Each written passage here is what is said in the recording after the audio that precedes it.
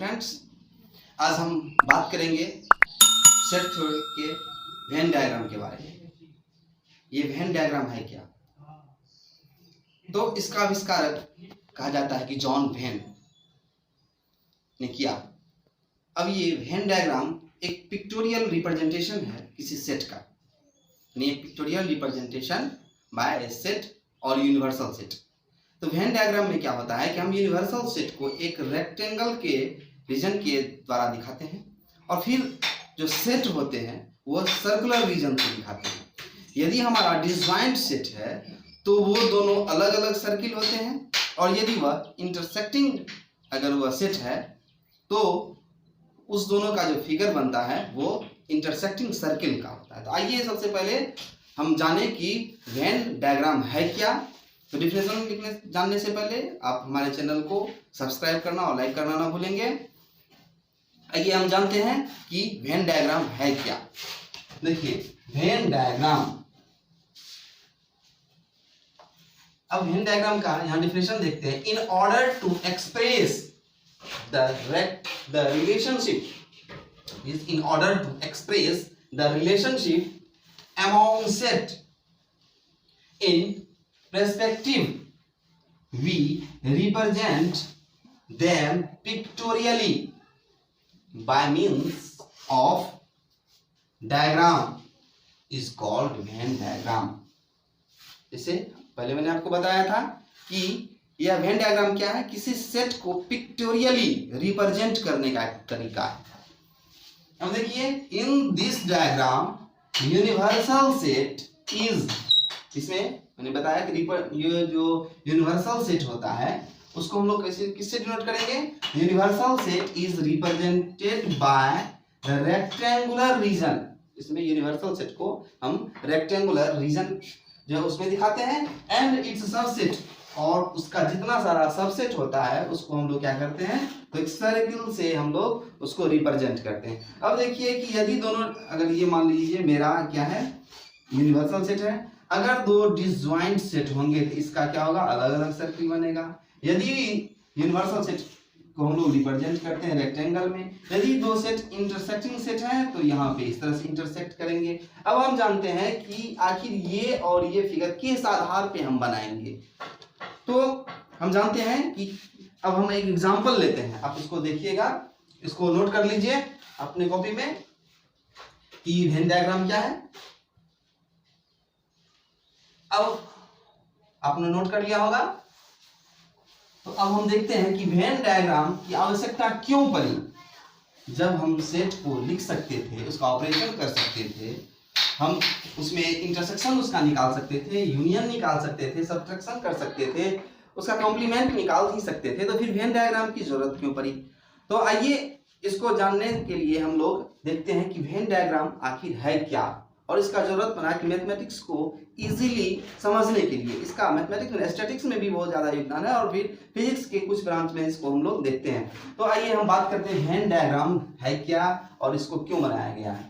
तो यहाँ पे मान लेते हैं दो कोई स्टूडेंट हम लेते हैं, दो स्टूडेंट आपकी क्लास का मान लेते हैं कि एक जो है वह स्टूडेंट है आपको शांभवी और एक है वैष्णवी। ये दो स्टूडेंट हैं, दोनों क्लास 11th के स्टूडेंट हैं। तो देखिए इसका प्रॉपर्टी हम लिखते हैं। तो पहला प्रॉपर्टी है ये 11th के स्टूडेंट है, ये भी 11th का स्टूडेंट है। अब है कि इसका जो है यह प्ले पसंद करती है और यह जो है वह डांसिंग पसंद करती है। ये खेलना पसंद करती है, ये डांसिंग पसंद करती है। अब देखिए दोनों जो है वह लड़की है, ये भी लड़की है। चौथा प्रॉपर्टी देखिए कि दोनों म्यूजिक सीख रही है,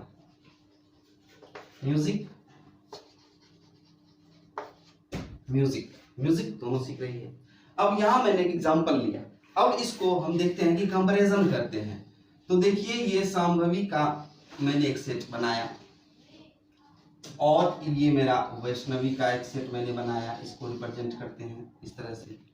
अब जो दोनों में कॉमन है, तो देखिए ये जो रीजन है ये कॉमन रीजन है।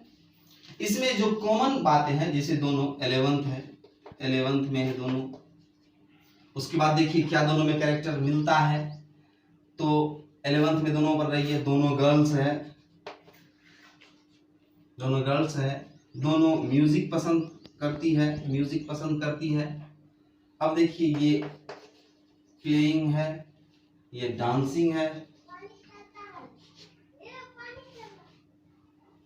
अगर हम इसको सेट से रिप्रेजेंट करें, ये मान ले सेट ए और ये सेट बी, तो यहां देख रहे हैं कि जो प्रॉपर्टी दोनों फुलफिल कर रहा हो यानी कॉमन, तो ये मेरा क्या हो गया कॉमन प्रॉपर्टी। ये देखिए सेट ए में भी आ रहा है ये प्रॉपर्टी, यानी ये प्लेइंग है, 11th की है, ये गर्ल्स है, ये इसका म्यूजिक पसंद है। बी सेट में देखिए तो ये भी 11th की है, ये भी गर्ल्स हैं, ये भी म्यूजिक पसंद करती है, और ये स्पेशल है कि ये डांसिंग पसंद करती है। तो डांसिंग के लिए ये है और प्लेइंग इसके लिए प्ले पसंद है। तो इस तरह से हम देख रहे हैं कि दोनों को अगर पिक्टोरियल रिप्रेजेंट करें तो हमें स्पष्ट रूप से दिखाई दे रहा है कि दोनों में कौन कौन से कैरेक्टर, कौन कौन से प्रॉपर्टीज मिलते हैं, और दोनों के कौन कौन से कैरेक्टर या प्रॉपर्टीज जो है वो डिफरेंस हैं। तो इस तरह से जो सेट में हमें दिखाई नहीं देता है, लेकिन अगर पिक्चर के रूप में इसको हम देखे जाने तो यहाँ पे हम आसानी से इसको समझ सकते हैं।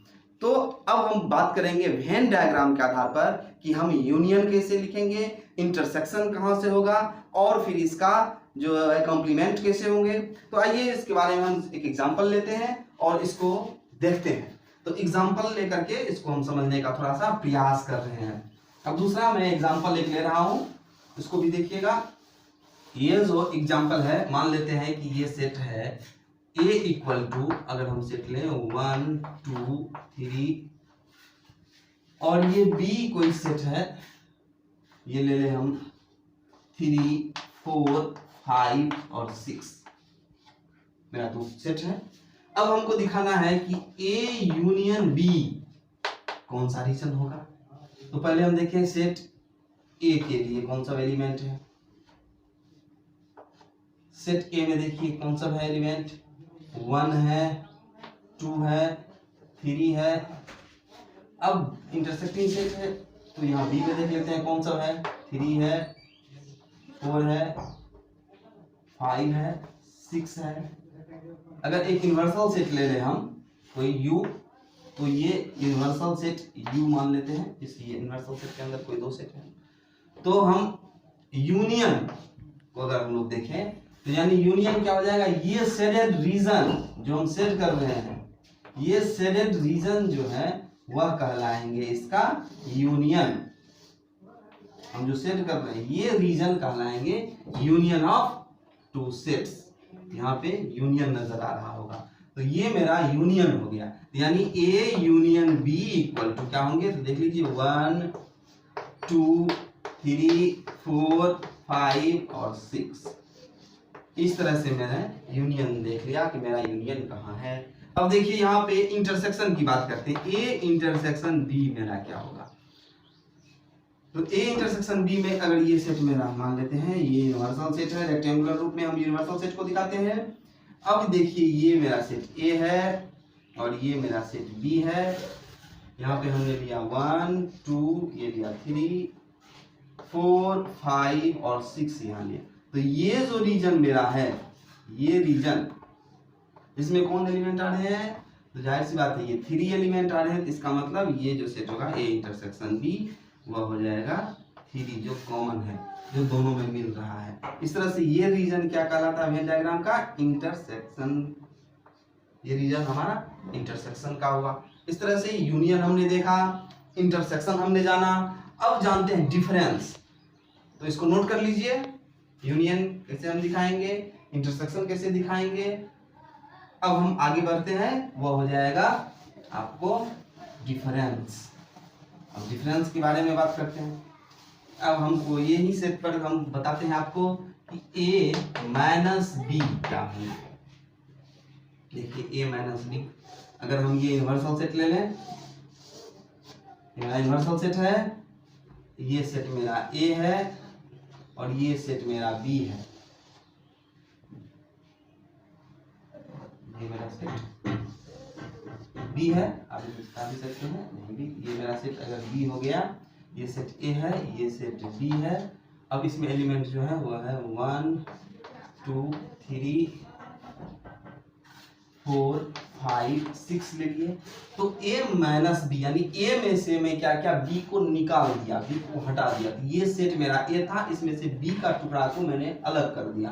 तो ये जो रीजन बचा, देखिए यहाँ पे शेडिंग रीजन, आपको शेडिंग से पता चल जाएगा कि कहां से कहां तक a माइनस बी है। तो ये जो मेरा रीजन आया, इस तरह का जो आपका ये जो चेहरा नजर आ रहा है, ये इस तरह का, ये जो रीजन हमने दिखाया शेडेड रीजन, ये रीजन कहलाएगा a माइनस बी। अब इसी तरह से हम अगर b माइनस ए की बात करें तो b माइनस ए क्या होगा। तो अगर b माइनस ए की बात करें तो यहाँ पे देखिए ये यूनिवर्सल सेट हमने कोई लिया u, अब a दिया हुआ है मेरा, b भी दिया हुआ है 1 2 3 4 5 6। इस बार क्या करना है, ये सेट a है मेरा, ये सेट b है। इस बार क्या करना है कि हमको b में से a को माइनस करना है, यानी सेट b में से a को हटा दीजिए। तो जो b का रीजन बचेगा, यानी ये जो मेरा रीजन होगा, ये रीजन b में से मैंने क्या किया, a को काट के अलग कर लिया, a का जो रीजन था। तो ये जो रीजन बचा, इसमें कौन कौन एलिमेंट हुए, तो ये एलिमेंट आ गए 4 5 6। तो ये जो मेरा बचा, ये हो गया आपको b माइनस ए, ये रीजन जो b माइनस ए का लगता है। अब एक कॉम्प्लीमेंट, यानी क्या करेंगे कि यूनियन जो यूनिवर्सल सेट है उसमें से यदि a को काट के हटा लिया जाए, उसको निकाल लिया जाए, तो वो कहलाता है a का कॉम्प्लीमेंट, यानी इसको डिनोट करेंगे a डैश के रूप में। तो कॉम्प्लीमेंट ऑफ a भी हमें समझ में आ गया कि हम क्या करेंगे, यूनिवर्सल सेट जो दिया रहेगा उसमें से a को निकाल लेंगे। तो इस तरह से हम कॉम्प्लीमेंट भी देख लेते हैं। अब है कि किसी क्वेश्चन में हम इसका उपयोग कैसे करेंगे। तो मैं एक एग्जांपल लेता हूं, एक क्वेश्चन लेता हूं और आपको समझाने का प्रयास करता हूं। देखते हैं, क्वेश्चन है इन ए सर्वे ऑफ 100 स्टूडेंट, यानी 100 स्टूडेंट का जो सर्वे हुआ है उसमें पाया गया the number of students studying the various language, English only 18। इसमें देखा गया कि इंग्लिश पढ़ने वाला सिर्फ 18 है, English only 18, English but not Hindi 23। Question को समझेंगे कि इंग्लिश जानने वाले जो है पढ़ने वाले वह 18 है, इंग्लिश बट नॉट हिंदी 23 है, इंग्लिश एंड संस्कृत 8 है, संस्कृत एंड हिंदी ये भी 8 है, इंग्लिश 26 है, संस्कृत 48 है, एंड नो लैंग्वेज, और कोई भी लैंग्वेज नहीं पढ़ने वाले जो है वह 24 है। तो बताना होगा कि दो क्वेश्चन है, how many student are studying Hindi, कितने व्यक्ति हिंदी पढ़ते हैं, हाउ मेनी स्टूडेंट जो है वह स्टडी करते हैं इंग्लिश एंड हिंदी बोथ, कितने स्टूडेंट जो है वह हिंदी और इंग्लिश जो है इंग्लिश और हिंदी दोनों पढ़ते हैं। हमें ये निकालना होगा। तो थोड़ा सा ये कॉम्प्लेक्स लग रहा होगा आपको, पहली बार जब बनाइएगा तो लगेगा कि क्या करने, क्या दिया हुआ है क्या नहीं दिया हुआ है, थोड़ा सा पजल लगेगा। लेकिन इसको समझने में बहुत आसान है कि यहाँ पे सबसे पहले हम देखना है कि कितने सब्जेक्ट हैं जनरली।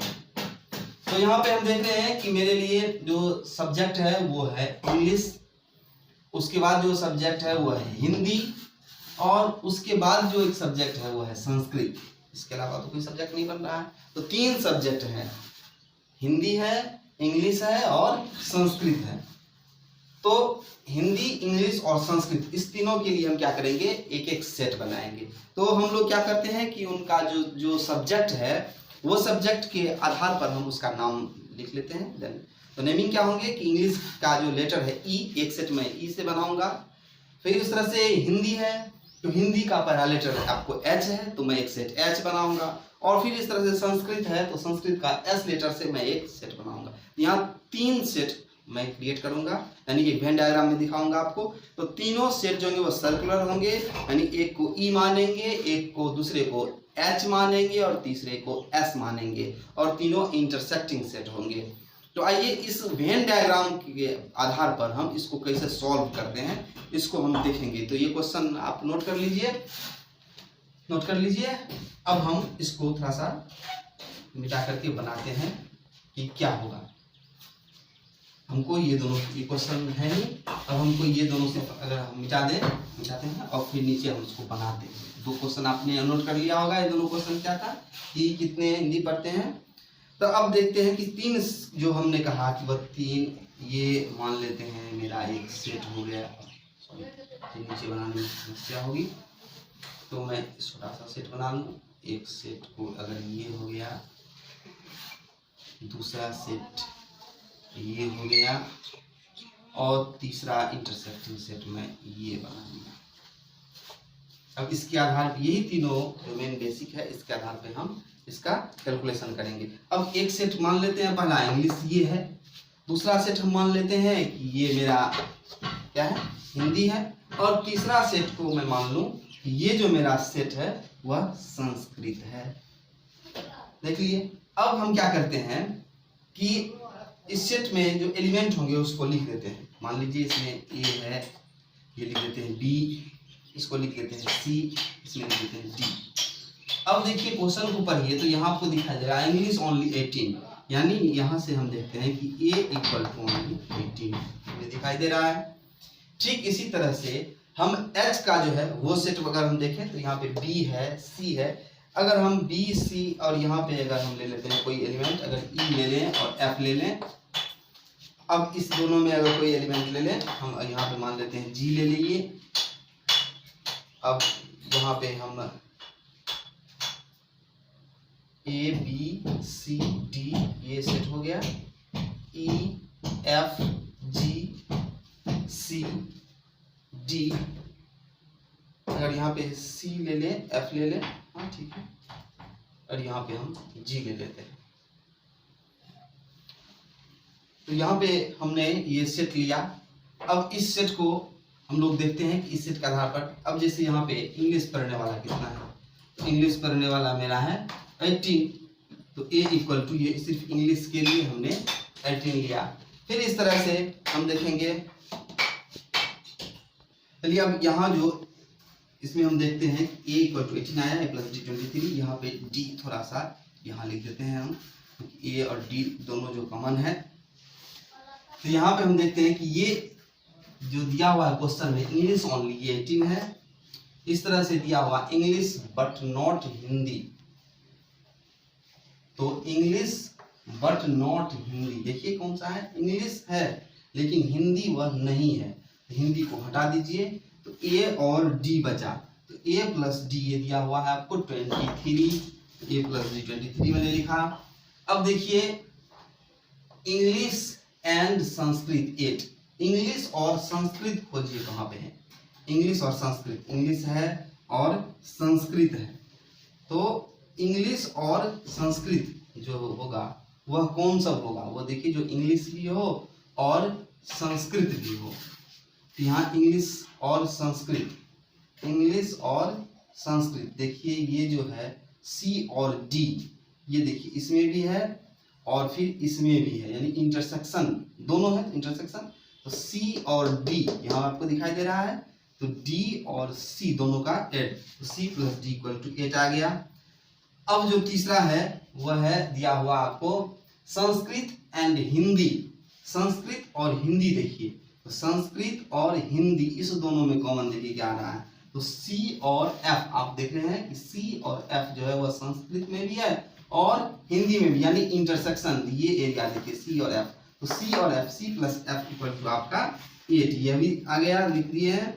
अब देखिए यहाँ पे कि ये जो टोटल, अब देखिए हिंदी, अब इसके बाद इंग्लिश 26, यानी टोटल इंग्लिश पढ़ने वाले जो हमारे स्टूडेंट है वह 26 है, तो टोटल इंग्लिश में कितना सेट हुआ है, ए बी सी डी, यानी A plus B plus C plus D equal to कितना लिखेंगे हम, इंग्लिश टोटल है 26, तो 26 मैंने यहाँ लिखा। अब देखिए संस्कृत जो है वो 48 है, तो संस्कृत में देखिए, संस्कृत में खोजिए, संस्कृत मेरा सेट है, इसमें कितने एलिमेंट है, D plus C plus F plus G, तो उसके लिए हम लोग 48 रखेंगे, C plus D plus F plus G, देखिए 48 हमने लिखा है। इस तरह से अब आगे आइए, इंग्लिश के लिए हो गया, हमने संस्कृत के लिए भी 48 लिख दिया। अब नो लैंग्वेज 24, अब कोई लैंग्वेज नहीं पढ़ने वाला जो 24, यानी अगर सबको जोड़ दिया जाए तो कितने होते हैं, तो A B C D E F G को अगर जोड़ दें और 100 में से अगर 24 माइनस कर ले हम लोग, क्योंकि तो कोई लैंग्वेज ही नहीं है, तो 24 को माइनस कर देते हैं, तो यानी 76, यानी टोटल का जो सम हुआ A B C D E F, तो इसका सम कितना आ गया हमको 76। अब देखिए यहाँ पे A plus D C plus D C plus F A B C D F और जी, इस सभी को सॉल्व करेंगे हम। तो सॉल्व करने पर हमको जो है वह सबका जो है वैल्यू प्राप्त होगा। यहाँ पे जैसे देखिए कि a इक्वल टू 18 है और a प्लस डी 23 है, तो यहाँ से हमको d का वैल्यू मिल रहा है, यानी a के जगह पे 18 लिख दे तो d equal to 23 minus 18, a equal to 18 दिया हुआ है, d इक्वल टू 5 आ गया। अगर हम लोग यहाँ पे अगर d का वैल्यू 5 आया, अब d का वैल्यू अगर हम इस जगह पे रख दें तो c plus d equal to 8 है, यहाँ 5 रखे तो c का हमें वैल्यू मिल जाएगा और वह c का वैल्यू 3 होगा, क्योंकि c equal to d equal to जो c का वैल्यू आएगा वो d के जगह पे रख देंगे 5, तो d के जगह 5 रख दिए तो c का वैल्यू हमको मिल गया। अब देखिए c का वैल्यू जब मिल गया तो अब यहाँ पे c का वैल्यू रख देंगे तो f का वैल्यू आ गया 5। अब यदि हम c d और f का वैल्यू रख दें, a का वैल्यू b c का वैल्यू और d का वैल्यू जो निकाले हैं, इस सब का वैल्यू यदि हम यहाँ रख दें तो b का वैल्यू आ रहा है, तो b का वैल्यू आ रहा है, तो b का वैल्यू क्या होगा 26 माइनस 26, यानी ये हो जाएंगे 0, तो b का भी वैल्यू हमें 0 मिल गया। अब हमको जो है वह g का वैल्यू निकालना है। इस तरह से हम अगर इस इक्वेशन में रख दें तो g का वैल्यू निकल जाएगा, तो g का वैल्यू हमको कितना आएगा, तो 48 में से अगर हम माइनस कर दें इसको सब कुछ d, हमको g का वैल्यू निकालना, तो c d और f का वैल्यू निकाल चुके हैं, तो 48 में से इसको माइनस कर दें तो यहाँ पे आ जाएगा 35। इस तरह से e का वैल्यू क्या होगा, तो 76 में से c और d को हम लोग माइनस कर दें तो यहाँ पे e का वैल्यू जो है वह आ जाएगा। तो हमें a b c d e सब का वैल्यू मिल गया। अब हमें जो कहता है वो क्वेश्चन पर थोड़ा सा चलते हैं, और क्वेश्चन जो मेरा पहला था वो था ओनली हिंदी। तो एक बार क्वेश्चन देखते हैं और क्वेश्चन के आधार पे हम फिर आंसर देना चाहते हैं, क्योंकि हमारा सबका वैल्यू हमें मिल गया है। तो इस आधार पे पहला का जो आंसर होगा, पहला जो आंसर आपने लिखा वो हिंदी के लिए क्या होगा, तो हिंदी देखिए क्या है, बी ई सी और एफ, इस सब को जोड़ दीजिए, आसान है। पहला का आंसर आपका आ जाएगा क्या है, B plus E, B plus E plus C plus F plus C plus F. अब सबका वैल्यू यहाँ से आप देख रहे हैं, यानी सबका वैल्यू आप इस जगह रख दीजिएगा, तो रख देने पे हमें कितना प्राप्त आया, आप डायरेक्ट देख लीजिए, बी सी यानी ये 18 आ गया। इस तरह से पहला का आंसर आपका 18 यानी 18।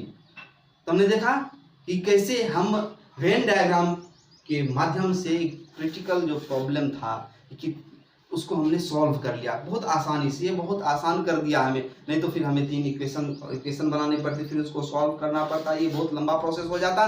तो यहाँ हम वेन डायग्राम की मदद से कठिन प्रॉब्लम को बहुत ही आसानी से सॉल्व कर सकते हैं। अब जो दूसरा मेरा क्वेश्चन था वो आपने लिखा जरूर होगा, और दूसरा क्वेश्चन को हम लोग सॉल्व करते हैं। दूसरा क्वेश्चन क्या था, तो हमें था कि इंग्लिश और शायद हिंदी, बहुत इस तरह से क्वेश्चन था मेरा।